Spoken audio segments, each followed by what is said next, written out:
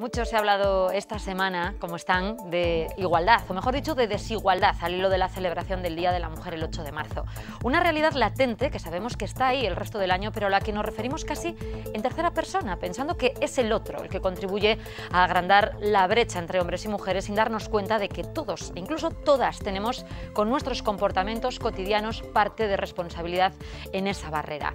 ¿Qué podemos hacer como sociedad? Vamos a preguntárselo hoy a nuestros parlamentarios que acuden a nuestro debate, en el que también queremos abordar las intenciones del Gobierno de Navarra en materia de residuos, con la incineración y la vida útil de nuestros vertederos, en concreto el vertedero de Góngora como telón de fondo. Un debate que toca, que es necesario, pero que es complicado, complejo y muchas veces polémico. Todo lo abordamos aquí, en Navarra en Abierto. Bienvenidos.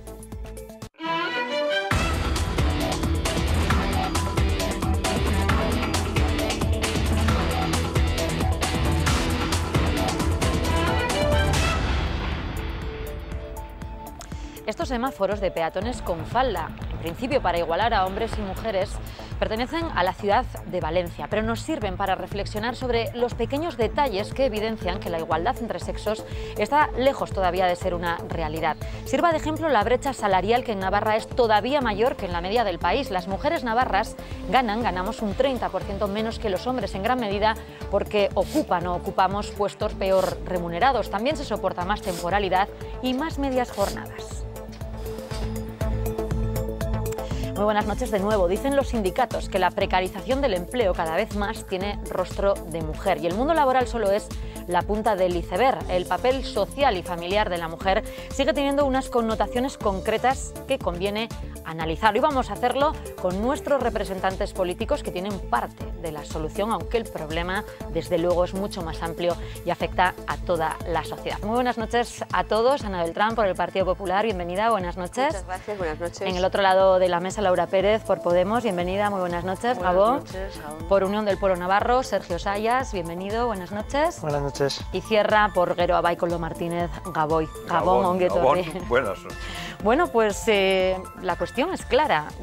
El asunto es muy amplio, lo decíamos antes de comenzar este debate, tiene muchos aristas, tiene muchas perspectivas, pero lo primero que convendría reflexionar es, y le voy a dar la primera palabra a las mujeres, es si sirve de algo en una semana tan determinante como esta, en torno al 8 de marzo, reivindicar, clamar, pedir, recordar, cuando tal vez la semana próxima el libro de las reivindicaciones se cierra y la sociedad no sigue reflexionando. Laura.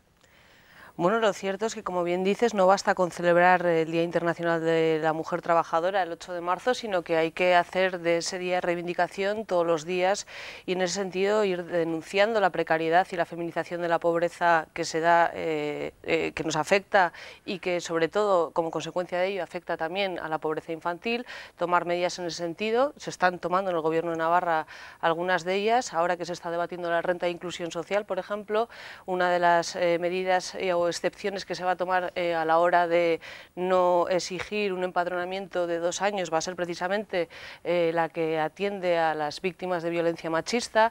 En el Parlamento se han debatido diversas cuestiones en este sentido para garantizar alternativa habitacional a mujeres sin necesidad de denuncia, porque conocemos que hay muchos casos que, bueno, pues por sus circunstancias personales, por no tener papeles, mujeres migrantes, esta denuncia les podría acarrear otro tipo de consecuencias. Por lo tanto, hay que ir identificando todas esas causas que originan este empobrecimiento de las mujeres y poner remedio, y cuanto antes, porque el no hacerlo ya sabemos qué consecuencias trae, y es que la violencia machista mata. Por lo tanto, son muchas las mujeres que mueren como consecuencia de ello y es un problema social.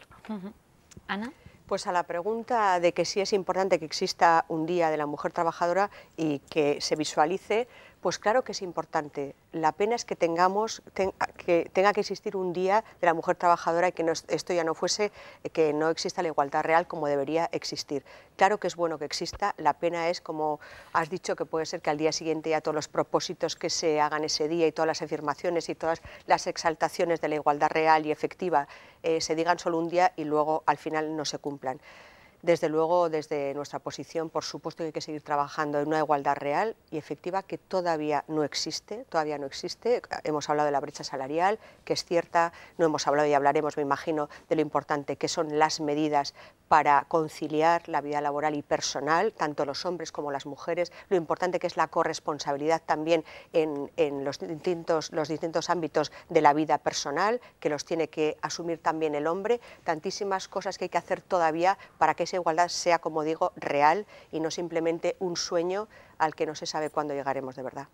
Hoy una mesa además paritaria, rompiendo en este caso en favor del sexo femenino a través de la presencia de la presentadora, pero no siempre pasa. Es decir, ¿no? que las cuestiones, la visibilización muchas veces de los puestos de importancia es el hombre el que la ejerce. Y lo vemos también, Koldo, en semanas como esta, ¿no? donde todas las charlas, las concentraciones están sobre todo protagonizadas por mujeres que piden igualdad y los hombres no dan el paso, ¿no? de sumarse a ese mensaje muchas veces. Bueno, yo creo que las cosas afortunadamente están cambiando mucho, muy despacio seguramente, pero mucho, ¿no? Antes Laura hablaba de la feminización de la pobreza, pero es que yo creo que es verdad, se está dando una feminización de la pobreza, pero lo que realmente se está dando es que aparece por fin el rostro de la mujer en todas las áreas de la vida. Aparece en la pobreza, y es verdad que en los ámbitos donde se da la pobreza más en mujeres que en hombres, pero aparece también la mujer pues en los puestos directivos, aunque es verdad que la existencia de mujeres en cargos directivos en las empresas pues es absolutamente irrisorio. Pero yo diría que el gran cambio es que por primera vez aparece la mujer en todos los ámbitos de la sociedad y que aparece con voz propia, y yo creo que eso es importante. Los hombres, pues los hombres estamos yendo por detrás en este trabajo constante y en esta lucha por la igualdad. ¿Por qué? Pues porque de alguna manera, al recuperar el poder que nunca han tenido las mujeres, pues los hombres se están viendo desprovistos de ese poder que tenían, y lógicamente pues eso les hace ir un poquito por detrás y más despacio. Pero yo creo que la salida de la mujer a todos los ámbitos de la vida, social, económica, política, cultural, iba a decir religiosa, en fin, sí, y lo voy a decir también religiosa, pues es un gran avance para la humanidad, y entonces pues tenemos que luchar y trabajar también nosotros por ello. Bueno, en esto va a haber muchas coincidencias, cosa que se agradece, ¿no? de vez en cuando. Vamos a escuchar a la opinión de Sergio, en este caso por UPN. Pues efectivamente, yo estoy totalmente de acuerdo en que sigue siendo, por desgracia, necesario reivindicar el papel de la mujer en la sociedad, reivindicar las cargas todavía añadidas que siguen teniendo las mujeres frente a los hombres, a pesar de que muchas de ellas están muchísimo mejor preparadas a fecha de hoy que muchísimos de nosotros y siguen ocupando puestos de menos responsabilidad en las empresas. Cada vez eso es diferente, pero es verdad también que todavía queda un techo de cristal muy importante. No es menos cierto que hay muchísimas mujeres también de otras generaciones, por suerte ya no, pero generaciones que viven hoy y que se encuentran con el drama de haber dedicado toda una vida a su familia y con unas condiciones hoy sociales muy precarias a las que a veces desde las administraciones públicas no se da una solución. Mujeres que tienen que vivir con 500 o con 600 euros al mes porque no han podido cotizar, porque han vivido en una generación donde su papel era no desde la libertad, quizá como hoy muchas pueden optar libremente quien quiera por hacerlo, pero antes parecía que el papel de la mujer estaba relegado a eso, ¿no? Y también es verdad que hay que trabajar muchísimo desde la educación. A mí me parece que es clave este asunto porque yo veo con preocupación cómo, aunque parece que vamos dando pasos en esa igualdad real, y es evidente que lo estamos haciendo, no deja de ser preocupante como muchos jóvenes, y está aumentando el índice de chavales de 17, de 18 años que hacen acoso a sus parejas o que incluso hacen violencia de género, ¿no? Algo que parece que desde luego tendría que ser algo totalmente disociado de una generación moderna y actual que debería creer en la igualdad como una cosa básica, pues nos indica que en la educación es un campo donde tenemos que trabajar con intensidad. Preguntábamos en la calle por este asunto porque muchas veces la perspectiva del ciudadano de a pie en su cotidianidad da pistas de por dónde pueden ir las desigualdades y en qué se nota. Y esto es lo que nos decían algunos de los ciudadanos con los que nos hemos topado. Es evidente que no hay una igualdad plena en cuanto parece ser que estadísticamente los sueldos de las mujeres son automáticamente ligeramente o bastante inferiores a los de los hombres por el mismo trabajo. Todavía falta bastante tiempo. Muchos sí, eso se ha logrado, pero todavía no. En mi experiencia personal en el trabajo, el mundo profesional, yo no he asistido a diferencias salariales o de otro tipo, en mi caso particular, pero por lo que se oye parece ser que sí que las hay. No hay derecho que en el mismo trabajo que una mujer gane menos que el hombre. Ahí sí. Al final siempre es lo mismo, ¿no? La desigualdad viene pues desde el trabajo, desde tu casa, ¿no? La educación. Creo que a los niños habría que educarlos mejor en ese ámbito y sobre todo lo que digo, estereotipos sociales. Es decir, la mujer no es menos ni nunca lo ha sido. O sea, hay que quitarse esa imagen de la cabeza y quitársela a los pequeños y a la gente pues que defiende esa idea. Educación, casa y trabajo. Sobre todo el mundo laboral se ha quedado con buena parte del foco en este 8 de marzo, con esa brecha salarial que en Navarra es mayor, incluso va por encima que en el resto del país, cuando la superioridad de los salarios de los hombres son un 26% por encima de los de las mujeres. En Navarra la situación se estira hasta un 33%. Los planes de igualdad en las empresas solo son exigibles a partir de un número determinado de trabajadores, 250, si mal no tengo apuntado la cifra. ¿Qué se puede hacer desde las instituciones, desde el Parlamento? ¿Cómo se puede legislar en ese sentido para cambiar y contribuir a que esa desigualdad pues, se vaya desdibujando, ¿no, Laura? Bueno, pues en primer lugar identificándola, señalándola y estableciendo medidas que la impidan. En este sentido, una reivindicación podría ser que todas aquellas contrataciones que lleva a cabo la Administración Pública con cualquier tipo de empresas, que garantice que esto sea una realidad, que garantice el acceso por igual de hombres y mujeres a los puestos directivos, que lo premie incluso, que en definitiva impida por vías legales, que para eso es el Poder Ejecutivo y el Poder Legislativo quienes tienen esa potestad, que esto sea una garantía, porque lo que no puede ser es que cobremos como media al año 8.500 euros menos, cuando luego además se da la circunstancia de que pagamos más. Denunciamos también en el Parlamento la denominada tasa rosa, y es como por los mismos productos las mujeres pagamos más por ellos. Es un ejemplo muy claro la peluquería, los cortes de pelo masculinos cuestan menos que los de mujeres, lo mismo con cuchillas de afeitar y este tipo de cuestiones, ¿no? Lo que hay que hacer es plantear medidas también en el ámbito del acoso laboral, que vemos que es mayor, pero luego además hablar de una corresponsabilidad social en el ámbito de los cuidados.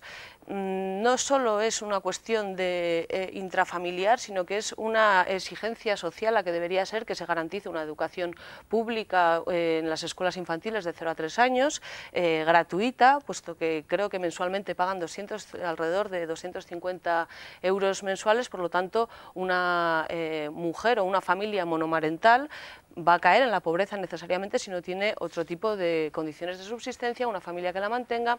Por lo tanto, es ir identificando todas esas realidades y legislar frente a ellas y velar porque se cumplan.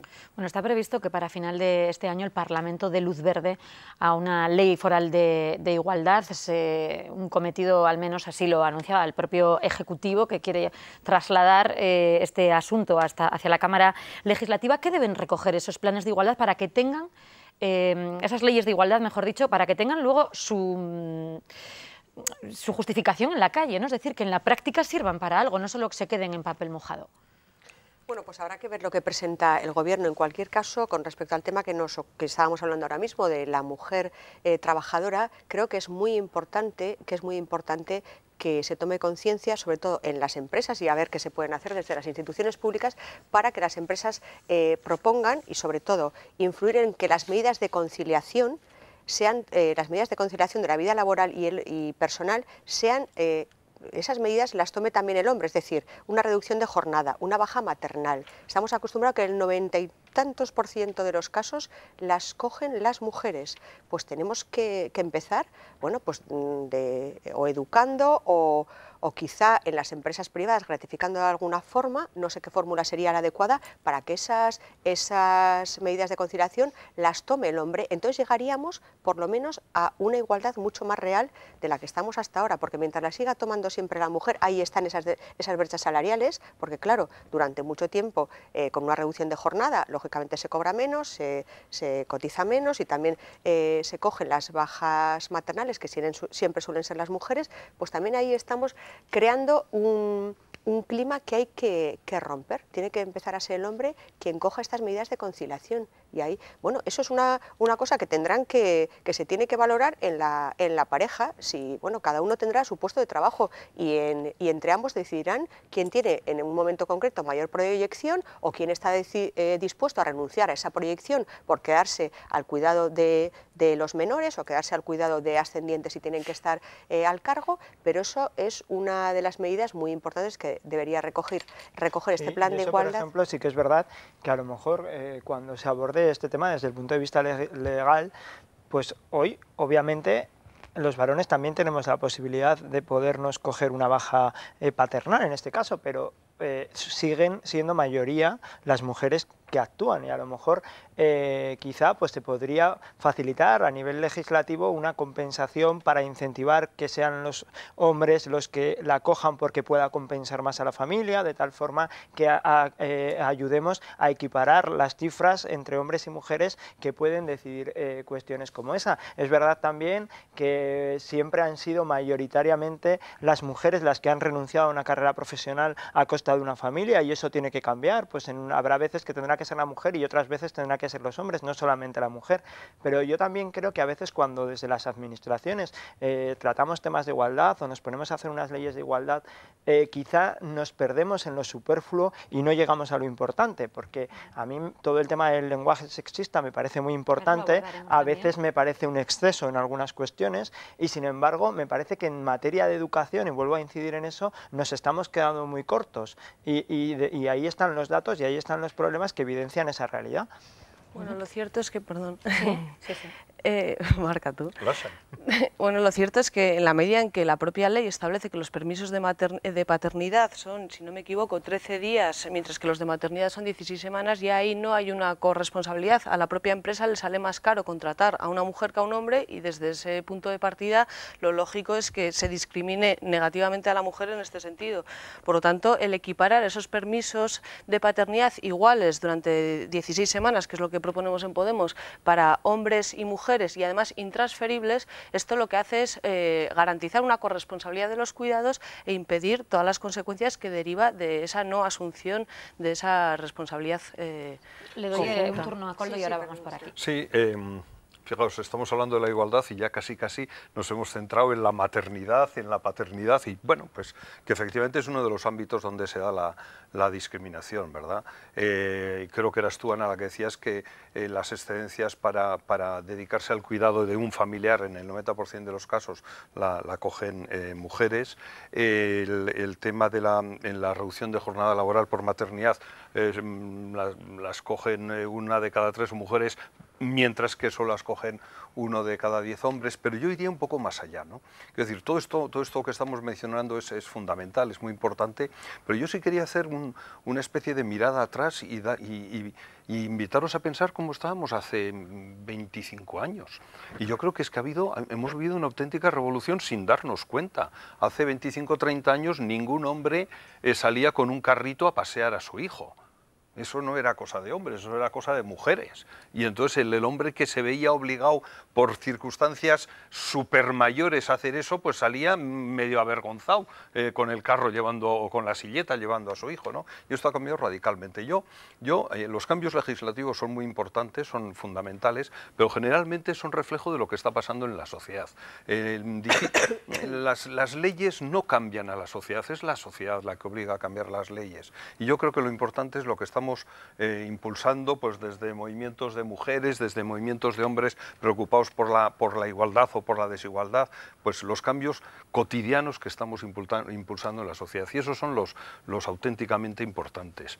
Y que luego lo recoge la ley, afortunadamente, en algunos casos mejor, según quien gobierne, y en algunos casos peor, según quien tenga la mayoría en el Parlamento. Un dato que le va a gustar al señor Martínez y que nos debiera gustar a todos, en el sentido de que en el Gobierno de Navarra se da una peculiaridad, y es que más del 50% de los altos cargos son mujeres que hombres. Sí. Un artículo del Mundo destacaba que Navarra es la única comunidad de todo el conjunto del país que tiene esta situación, ¿no? Una discriminación, en este caso, en positivo, hacia las mujeres, que sigue siendo noticia, ¿no? Que un gobierno tenga más mujeres que hombres en sus cargos de alta dirección. Es triste que eso llegue a ser un comentario, incluso una noticia que yo también la he oído hoy. Con respecto a lo que decía Koldo, yo quería hacer contar una breve anécdota personal. Una de mis hijas pequeña, cuando pues, se hace alguna broma o cualquier cosa de esto lo recoge, o alguno dice, no, que lo recoja ella que es niña, alguna cosa de la casa, por ejemplo,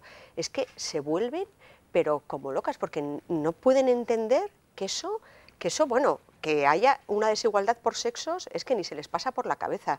A mí también me cuesta que todavía estemos hablando de este tema. Por eso quería incidir en lo importante que es educar en la corresponsabilidad, educar en que las tareas, tanto de cuidado de hijos como compartir las tareas del hogar, que al final a todos nos tiene que tocar, es importantísimo que sean repartidas. O sea, que hasta ahora hemos asumido, o se ha asumido como natural, que la mujer tenía trabajo doble, el de fuera de casa y cuando llegaba a casa. ¿Cuántas veces hemos oído, o se dice habitualmente en muchas casas, ya te ayudo a recoger la cocina? ¿Cómo que te ayudo a recoger la cocina? Pues eso es una frase muy habitual, pues no debe ser así, por eso tenemos la obligación de educar y en lenguaje, eso. lenguaje no sexista, se está demandando, ¿no? el uso de un lenguaje, a veces consideran muchas personas que exagerado, en el que sea mucho más inclusivo desde el punto de vista de la perspectiva de género. Hemos salido a la calle, también hemos querido preguntar sobre esto y coinciden los ciudadanos con los que nos hemos topado en que a veces a lo mejor es hasta excesivo. Vamos a escucharlo. Anti-idioma. Si siempre se ha utilizado el miembros y nada más. Se ha llegado a un punto exagerado. O sea, me parece muy bien todo esto de apoyar y todo. No hay que menospreciar, pero hay veces que es un poco demasiado exagerado. Es importante, pero hay que saber en qué momentos, ¿no? A mí, por ejemplo, muchas veces, estudiando la carrera, muchas veces tenía que poner alumnos y alumnas, y el mismo profesor nos decía poner alumnos, que ya sé que os queréis referir a los dos, pero claro, no sabes delante de qué persona te puedes encontrar, ¿no? Y cómo le puede parecer el poner solamente en masculino, pero a mí sí que me parece que se le está dando demasiada importancia. Demasiada importancia, dicen algunos, para otros se queda corto. Es decir, ¿qué os parece el uso del lenguaje? Laura, la presidenta del Parlamento, compañera de partido, es muy insistente con el uso del lenguaje, incluso denominando miembros y miembros a los parlamentarios, a sus señorías, que en este caso señorías es en femenino, entonces sirve muy bien para no discriminar. Laura. Bueno, se está de hecho modificando el reglamento para que se utilice un lenguaje inclusivo y sí que consideramos que es importante el que se nombren las cosas, como muchas veces dice Tere Sáez en sus intervenciones, aquello que no se nombra no existe, por lo tanto hay que emplear en la medida de lo posible un lenguaje inclusivo porque además en cuanto reflexionamos sobre ello vemos que es posible. Ponían el ejemplo de alumnos y alumnas, basta con decir el alumnado, basta con decir las personas de forma genérica, las personas parlamentarias o el término que se decida emplear. No hay que hacer de esto tampoco un argumento torticero ni decir que se esté exagerando. Yo recuerdo aquella anécdota también de, creo que era Idoia Saralegui, concejala de Pamplona, que echó el chupinazo haciendo referencia en castellano a las pamplonesas exclusivamente y en euskera, como es neutro, era inclusivo. Había una doble discriminación por razón de lengua y por razón de sexo, ¿no? Y generó un escándalo y un revuelo exagerado desde mi punto de vista porque de pronto los hombres se sintieron excluidos y no se han dado cuenta que nosotras llevamos toda la vida sintiéndonos excluidas en esa terminología que se emplea y por lo tanto sí es importante hacer hincapié no solo en las cuestiones del lenguaje sino en todos esos micromachismos que no se nombran, esas violencias sutiles que son imperceptibles y que casi tenemos que asumir como normales y que son muchas y se dan cada día. Hablábamos de que cada vez más tenemos presencia las mujeres en el mundo de la política, pero en un mundo de poder y de dinero como es lo que maneja la política, lucha de poder, las mujeres seguimos siendo vistas como unas auténticas intrusas y cuando desafiamos o cuando adoptamos determinadas posturas que no son propias de lo que los cánones habituales atribuyen a las mujeres, ahí somos totalmente denostadas. Por lo tanto, yo creo que es algo en lo que hay que seguir avanzando y hablar. Estoy totalmente en desacuerdo con lo que estaba diciendo la señora con Pérez. que somos intrusas, claro. Sí, ahora sí, muy brevemente porque estamos a punto de terminar. Claro, un bueno, para pues Sergio, otro brevemente para Ana, y decirle cierro que, hombre, que creo Hombre, que en pero esta tenemos que comunidad, contestar, además, ¿no? Sí, un matiz, pero el tiempo es el tiempo. Señora yo aquí Beltrán. quería decir dos cosas básicamente. Una, que no creo que las mujeres sean unas intrusas en la política, y menos en esta comunidad donde hemos tenido alcaldesa de Pamplona, 2 presidentas de esta comunidad, muchas presidentas en el Parlamento, delegada del gobierno. O sea, creo que precisamente los puestos de responsabilidad más importantes, déjeme que acabe, están siendo ocupados por mujeres, y además pues muy bien en muchos casos. Entonces quiero decir que eso no me parece, no me parece correcto. Y acabo con otra cosa más respecto al lenguaje. Mire, yo creo que, por supuesto, el lenguaje es muy importante, y creo que hay cuestiones que, aunque parezcan menores, también son muy importantes, pero rayar en la sandez a veces creo que es perjudicial, porque, por ejemplo, el hecho de hablar de miembros y miembras, pues me parece absolutamente ridículo. Exactamente igual que me parecería ridículo hablar de palabras neutras en masculino, porque las palabras neutras en español se conjugan en femenino, y exactamente nuestra lengua es como es, y no hace falta caer en incorrecciones lingüísticas para reivindicar algo que desde luego no se hace así, ni eso lleva a ningún puerto que realmente solvente un problema.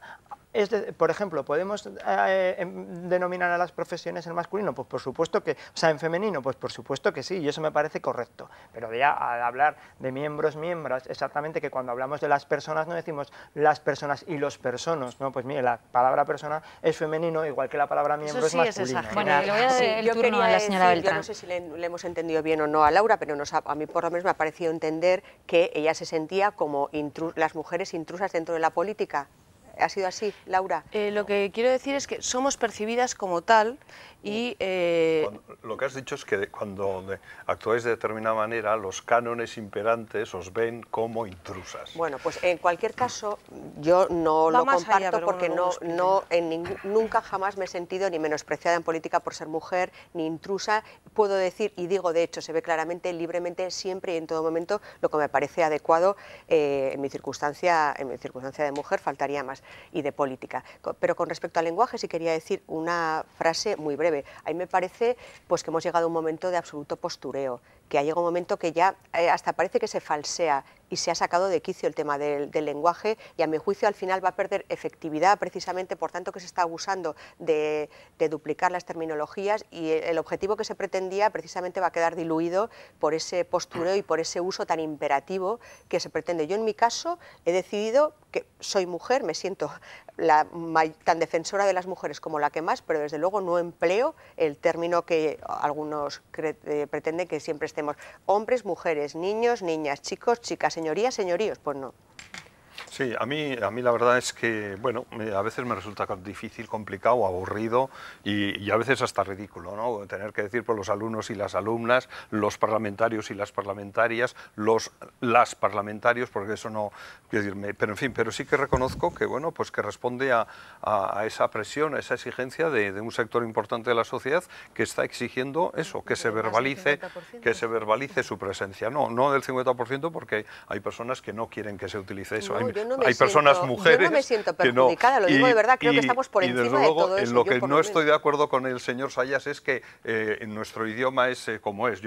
Mis idiomas son como son, pero se van haciendo cada día y se van modificando y los vamos cambiando, creando palabras, creando, en fin, expresiones, y por lo tanto pues los idiomas afortunadamente cambian junto con la sociedad. ¿En qué acabará todo esto del vascos y vascas que decía aquel Endacari? Pues no sé, ya lo veremos con el tiempo. Yo a veces lo utilizo y a veces no, lo reconozco. A veces me cuesta mucho. Bueno, tengo que hacer un alto en el camino, tenemos que irnos a publicidad. Vamos a intentar aparcar aquí este asunto, aunque si queréis matizar alguna cosa tendremos ocasión. Y a la vuelta vamos a hablar de algo que viene rodeado de polémica desde tiempo atrás. El plan de residuos con el que el Gobierno de Navarra quiere contar para antes de finalizar el año. ¿Cómo gestionar los residuos de nuestra comunidad? A la vuelta, en unos minutos.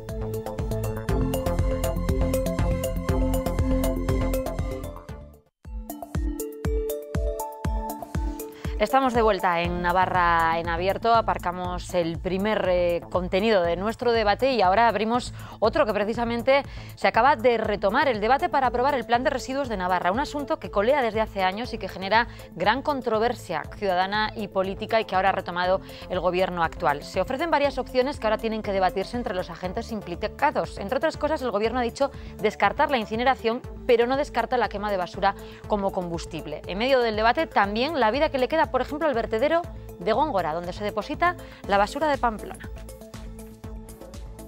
Abierto el plazo de participación pública del Plan de Residuos 2016-2025 que el Gobierno quiere tener listo para fin de año. Un plan que lleva años anclado y que ha sido objeto de discrepancias sociales y políticas por aspectos como algo que el actual Ejecutivo descarta, aunque habla de coincineración.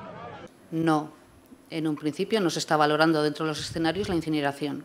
Hay diferentes escenarios abiertos, la incineración se deja en todo caso a un lado.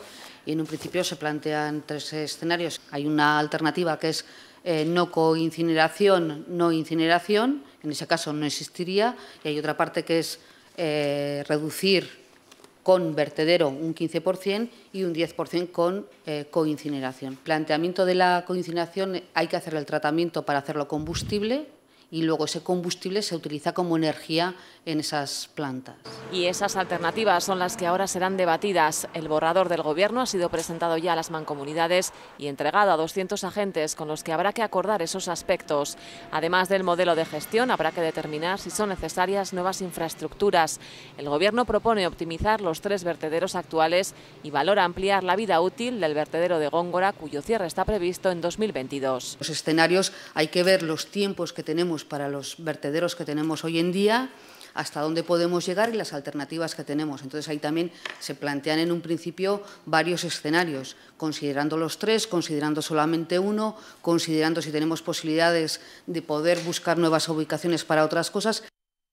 Con respecto al vertedero de Góngora, el Valle de Aranguren, donde se asientan esas instalaciones, se opone a que el vertedero pueda prorrogarse hasta el año, por ejemplo, 2040, tal y como planteaba la consejera. Dicen que se debe cumplir el convenio que se firmó en 2007 con la Mancomunidad de la Comarca de Pamplona, que contempla el cierre en 2022.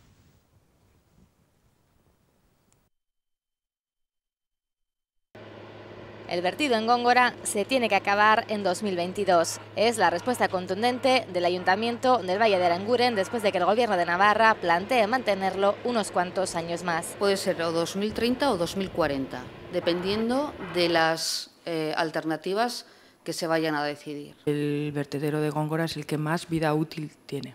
El alcalde del Valle no lo contempla y van a exigir a la Mancomunidad de la Comarca de Pamplona que se cumpla el convenio firmado en 2007.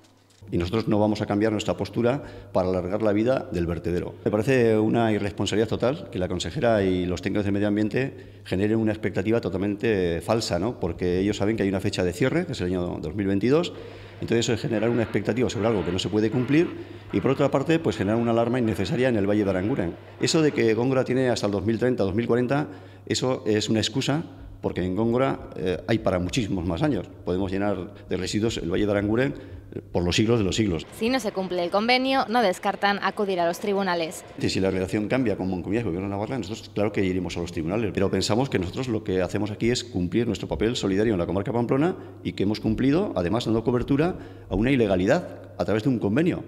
O sea, Góngora no cumple en su totalidad absolutamente la distancia a los núcleos de población. No hemos cumplido absolutamente ninguna directiva europea en cuanto al enterramiento de residuos, porque se sigue enterrando prácticamente el 100%. El Ayuntamiento del Valle ha solicitado ya una reunión con la Mancomunidad y la pedirá también con la consejera de Medio Ambiente. Bueno, pues hay 2 aristas, 2 perspectivas. El asunto es complicado con un plan de residuos antiguo que fue recurrido, que fue sentenciado, que se anuló, y la necesidad de poner sobre la mesa uno nuevo que el Gobierno quiere tener aprobado a final de año se antoja complicado porque son diferentes los intereses y las posibilidades abiertas.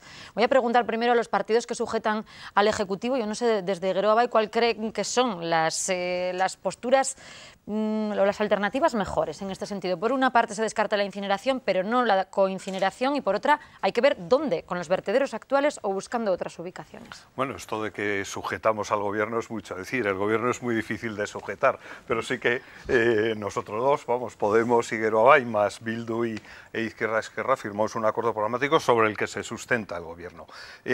Bueno, yo sí quiero decir una cosa, ¿no? Y es que este borrador es el primer borrador de un plan integral de generación de residuos o de trata de residuos. Es el primer plan, es un primer plan que se va a ofrecer a las mancomunidades, se ha ofrecido a 200 organizaciones relacionadas con el tema de los residuos y por lo tanto estamos al inicio del proceso.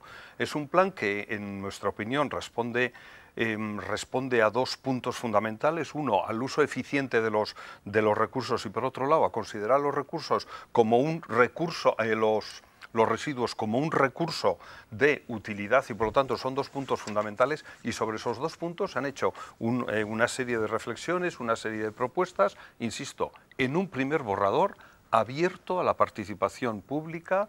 Y lógicamente pues yo comprendo la posición del señor Romero, del alcalde de Aranguren, en contra del mantenimiento durante unos cuantos años más del vertedero de Góngora. Esa es una posibilidad, hay otras muchas.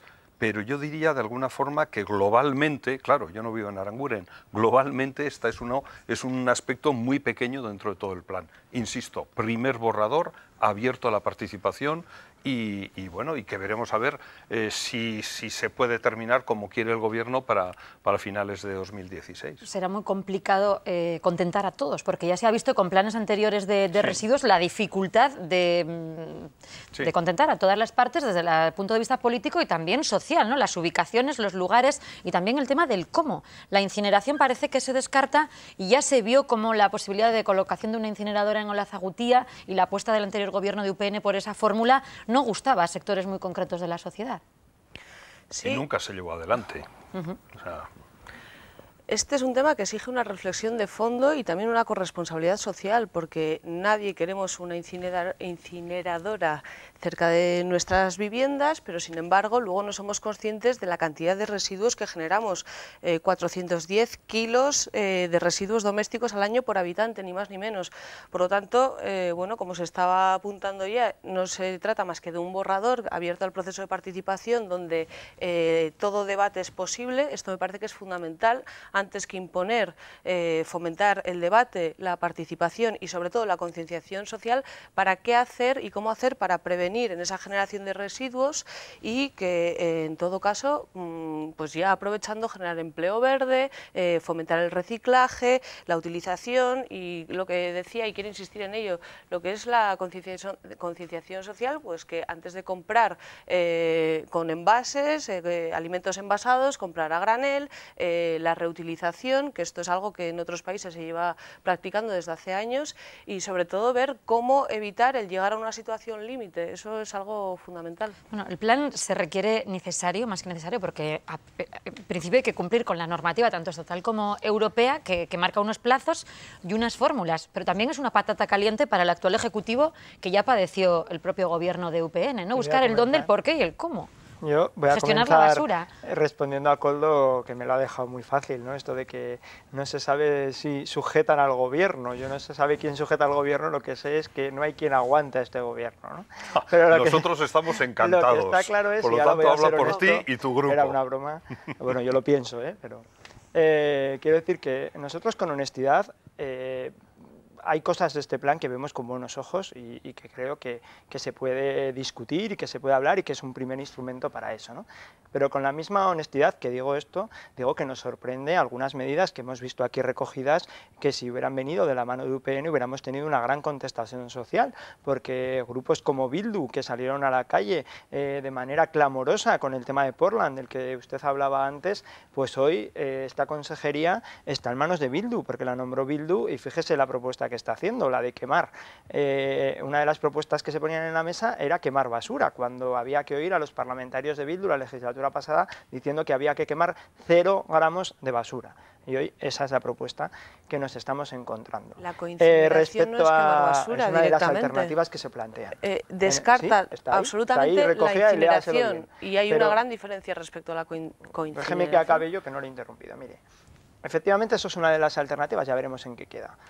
Hay otra de las cosas que a mí me preocupa de este plan, y es que la sentencia que anuló el plan anterior la anuló por dos razones fundamentalmente. En primer lugar, por el tema del plazo en la declaración medioambiental, y en segundo lugar, porque no recogía con concreción un lugar para el tratamiento de los residuos. Y en este plan volvemos a tener el mismo problema, o sea que cuidado porque no vayamos a tropezar dos veces en la misma piedra, y eso es algo que me preocupa.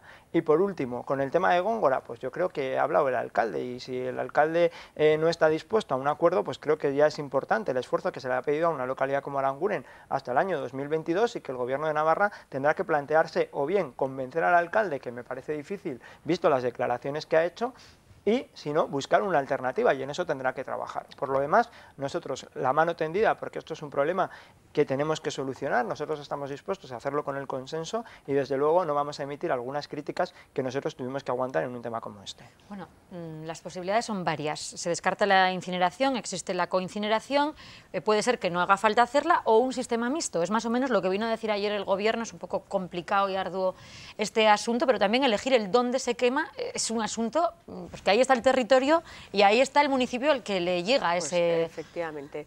Yo lo que quería decir que todavía estamos ante un borrador, no es fácil posicionarse, ahí tiene el gobierno una decisión seria e importante a tomar. En cualquier caso, sí que quería destacar que, una vez más, desde este Gobierno de Navarra vemos claramente cómo, cuando les toca a ellos tomar posición, cuando les toca a ellos dirigir y cuando les toca gestionar, donde dije digo, digo Diego, porque quiero incidir en las palabras que acaba de decir el señor Sayas. Vivimos la legislatura pasada con el asunto de Cementos Porlas y, concretamente, con la valorización, con la transformación de los residuos para quemarlos para combustible, para energía para las empresas, que tuvimos unas buenas discusiones la legislatura pasada, y Bildu, bueno, era absolutamente contrario a que eso se produjera, y hoy estamos viendo que existe esa posibilidad, que la consejera lo contempla como una de las posibles medidas.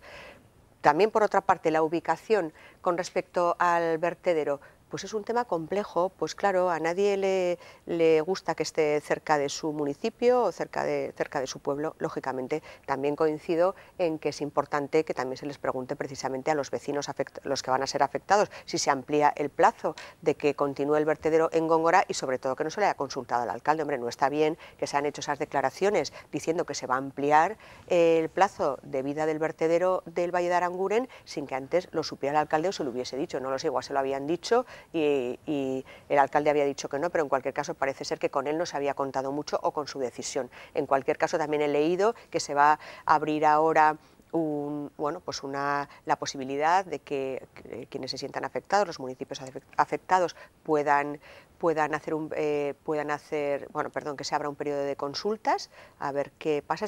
Estamos todavía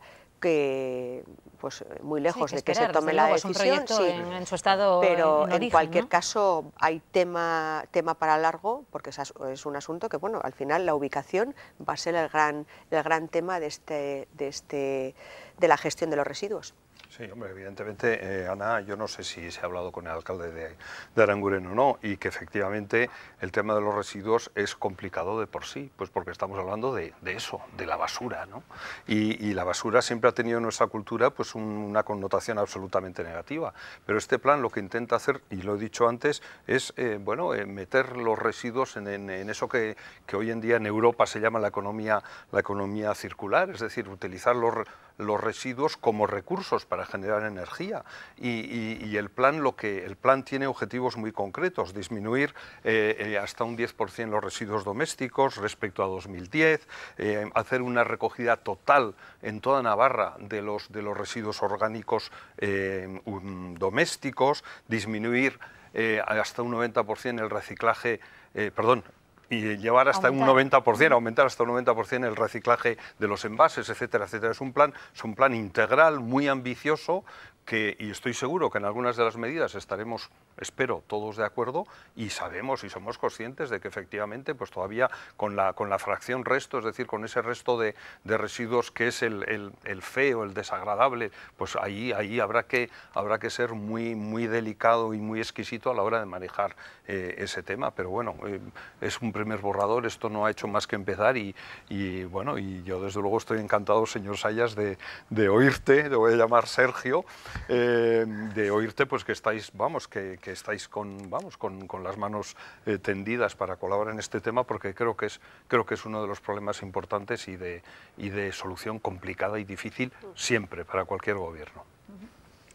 Por concluir, ¿alguna matización? No, ¿Se sencillamente... había quedado antes con intención de aclarar algún aspecto? No, pero bueno, yo lo acaba de señalar Koldo, los objetivos del plan como tal, de aquí al 2025, el evitar todo tipo de residuos sin tratar, el reducir el reciclaje de los envases hasta un 90%, o lo que acaba de señalar, en definitiva, pues que nos parece interesante y sobre todo que no prevé nuevas infraestructuras de vertido, sino optimizar las existentes. Obviamente, lo que es fundamental, y así lo consideramos de las experiencias que se han dado en otros lugares, es que cualquier medida que se vaya a aplicar que sea fruto de un consenso social, de un debate previo y sobre todo que no se imponga y que vaya siempre acompañada de la concienciación social, porque al final la separación en origen va a evitar pues lo que estábamos señalando, de que haya menos residuos con los que no sepamos qué hacer y bueno, pues medidas, debate y bueno, conciencia social. Sí, yo simplemente pues, decirle a Koldo que bueno, pues que efectivamente ser oposición no significa decir no por él, ¿no? Que es lo que nosotros muchas veces hemos sufrido, ¿no? Basta que proponía una cuestión UPN para que sea mala, ¿no? Las cuestiones son buenas o malas en sí mismas, independientemente de quién las plantea. Entonces, en este caso, pues hay cosas que vemos con buenos ojos y hay cosas que vemos con problemas, como los que yo acabo de anunciar antes, pero me imagino que si podemos tener un diálogo sobre esta materia, si este tema se gestiona bien, pues espero que pueda haber un acuerdo, porque estamos hablando de una cuestión importante, pero es el gobierno el que tiene que dar los pasos hacia adelante y es el gobierno al que le va a tocar tomar decisiones que no son agradables, porque desde luego el tomar una decisión de en qué lugar van a instalarse plantas de tratamiento de residuos no es una decisión agradable, pero eso es gobernar. Y algunos, cuando hemos tenido que tomar decisiones de estos, hemos tenido que ver a algunos que hoy se sientan en el gobierno en la calle protestando por medidas que hoy están implantando ellos. Bueno, nos quedan 4 minutos para cerrar el programa y me gustaría conocer una pequeña valoración respecto a la última sentencia que hoy hemos conocido en torno a la colocación de las icurriñas en distintas localidades este pasado verano. Ahora han venido a fallar que la colocación de la icurriña en el Chupinazo de Tafalla no era un fraude de ley, cuando hace solo unos días decían que 6 colocaciones de icurriñas, entre ellas la de Pamplona, sí lo eran, por diferencia de la de Berriozar, que no lo era. ¿Qué está pasando con las diferencias de criterio aplicadas en los juzgados y qué valoración política se puede hacer de todo esto? Ana.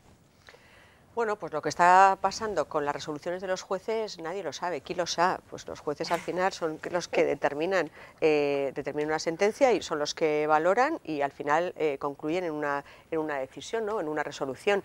En eso poco puedo decir. Lo que sí que nosotros como partido político del Partido Popular lo hemos dicho en muchísimas ocasiones. Para nosotros eso fue un absoluto fraude de ley porque creemos firmemente que se utilizó a personas poco representativas de la comunidad autónoma vasca y por esas personas se dijo que venían en representación oficial. Bueno, pues efectivamente se quiso buscar un resquicio de la ley y fundamentalmente ponerle a Icurriña, que era el objetivo fundamental. Sí, bueno, pues los jueces son los que tienen la última palabra e independientemente de que a veces me gusten unas sentencias y otras veces no, pues claro, para todos los gustos en este caso, desde luego. Bueno, en casi todos, ¿no? Yo acepto la sentencia de los jueces y lo que sí quiero decir es que, bueno, que efectivamente esta situación me lleva y nos lleva a pensar en Geroa que desde luego hay que poner al día la ley de símbolos que tenemos, reconociendo cuáles son los símbolos de Navarra. Reconociendo cuáles son los símbolos de Navarra, pero creo que hay que los que vienen en la ley. Creo que hay que usted se quedaría, por lo tanto, con la ley, porque los símbolos son los que vienen en la ley, ¿o quiere añadir alguno nuevo? Los símbolos oficiales de Navarra son los que vienen en la ley. Fíjese, entonces vamos a estar de acuerdo. Pero fíjese, le voy a decir otra cosa, ¿no? Yo creo que independientemente de las sentencias de los jueces, que obviamente no cabe otra cosa que respetarlos, a mí sí que me da pena una cosa, y me da pena que estemos en un debate absolutamente identitario con todos los problemas que tenemos encima en esta comunidad, como son las listas de espera, como es la renta de inclusión, como son las disparatadas cuestiones que tienen los miembros del gobierno que no se ponen de acuerdo entre los partidos que lo sustentan. Hombre, y sin embargo la ley que nos van a traer al Parlamento es una ley para poner la icurriña en esta comunidad. Esa es la ley que va a venir al Parlamento. El señor Martínez la anunció muy temprano al principio de la legislatura, la presidenta la trató de enmendar, pero la realidad es que va a venir al Parlamento. Señor Sellas, pero aquí ha habido por lo menos 2 leyes oficiales de símbolos en Navarra. ¿O se ha olvidado usted de la primera? ¿Qué ha habido, perdón? Varias leyes de símbolos. Sí, pues la tenemos desde hace mucho. Sí, ¿y la anterior? ¿Sabe usted? Los símbolos de esta comunidad, ¿cuáles son? La bandera de Navarra, la bandera de cada ayuntamiento, la bandera de España y la bandera de Europa. Usted quiere poner la icurriña y eso no responde a la mayoría social de esta comunidad ni a la realidad identitaria. Eso es lo que va a hacer usted con la ley, porque si no habría necesidad de llevan el debate al tema de la identidad. ¿Podríamos ir a ver exactamente para Geroa cuáles son los símbolos que de esta comunidad? Los que dice la ley. Los que dice la ley. ¿Cuáles son los que dice la ley? ¿No quieren modificar ustedes la ley? ¿Para qué la van a cambiar? Sí quiero modificar la ley. Quiero modificar la ley para que la ley no impida que la ciudadanía pueda expresarse como quiera, donde quiera, si responde la ciudadanía a... o las instituciones, porque la ciudadanía puede expresar como quiera. Está claro que no he hecho bien abriendo este debate con tan poco tiempo y, señora Pérez, le dejo 15 segundos. Bueno, pues sencillamente para evitar este tipo de discusiones y poder abordar los problemas reales, lo que queremos es modificar la ley para que esta no sea impositiva, para que no prohíba, sino que contemple las distintas sensibilidades y se haga de los símbolos algo integrado. Me comprometo a que lo hablaremos, porque esta ley se quiere tramitar y desde luego que lo hablaremos con más tiempo, más reposo y con la capacidad para que argumenten con tranquilidad este asunto. Gracias por estar al otro lado y a ustedes gracias por acompañarnos una semana más en el debate parlamentario. Hasta la próxima. Adiós.